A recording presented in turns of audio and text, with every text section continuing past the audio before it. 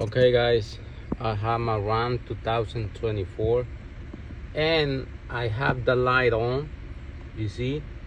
So I wake up in the morning and I have those two lights, this and the other one, but the other one, get off after a couple miles driving.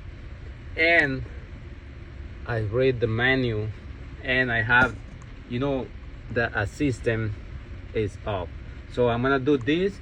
You guys have to go to the car right here and you have to scrolling down, safe and driving.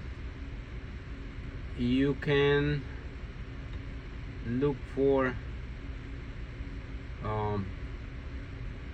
emergency braking, forward collision warning.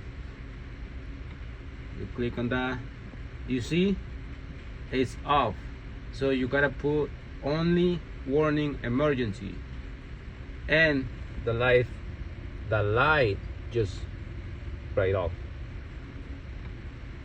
So guys, you already know, click and leave me a comment if that worked for you. Thank you.